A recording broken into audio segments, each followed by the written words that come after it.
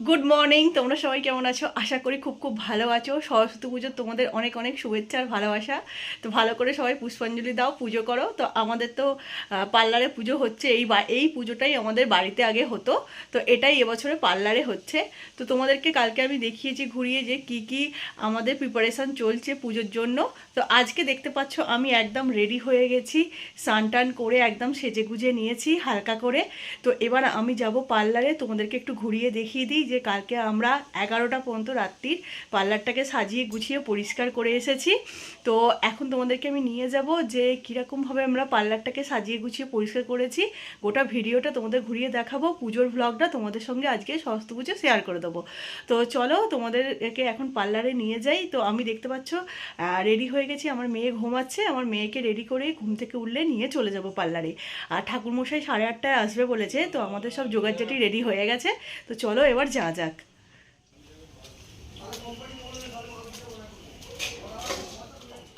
এই দেখো আমি চলে এসেছি পার্লারে। এখানে দেখতে পাচ্ছ চেরি ফুলের চেন দিয়ে আর নিচে একটা করে সূর্যমুখী ফুল দিয়ে গেটটা সাজিয়ে নিয়েছি। চলো এবারে ভেতরে নিয়ে যাই। তো এই দেখো দেখতে পাচ্ছ এইখানে গেটটাতেও দিয়েছি গাঁদা ফুলের চেন দিয়ে, আর এখানে দেখতে পাচ্ছ আলপনা দেওয়া হয়েছে, এটা ফেব্রিক কালার দিয়ে আলপনা দেওয়া হয়ে গেছে।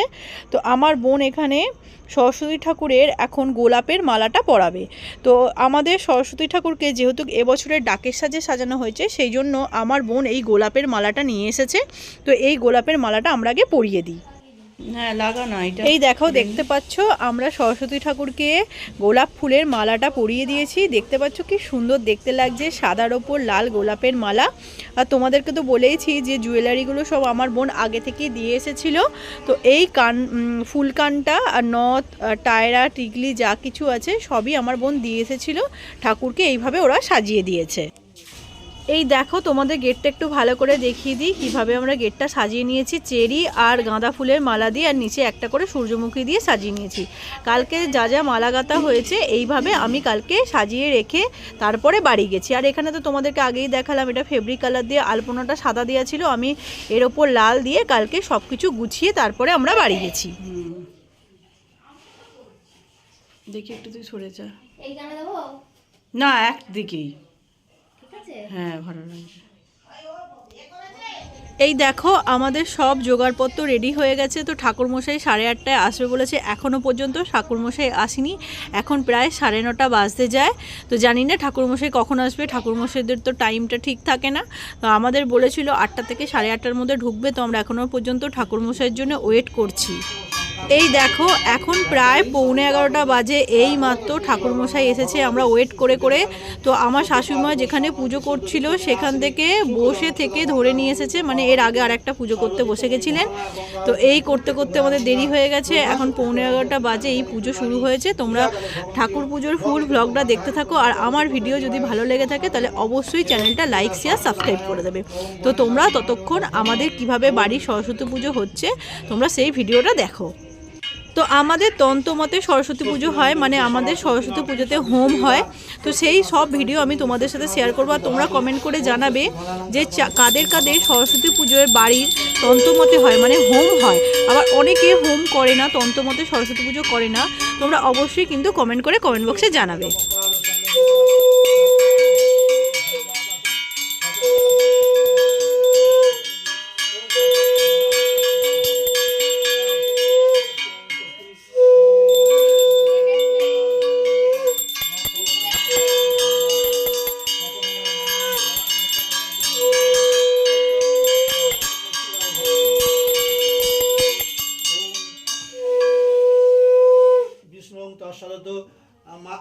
फाल्गुन मासी कुंभ राशि से भास्करे शुक्ल पक्षे श्री पंचमी तीर्थ उद्योगिनां नाम গত বলো সুস্মিতা পাত্র শান্ডিল্যগত সপরিবারে ধর্ম অর্থ মোক্ষ সিদ্ধি কামনা।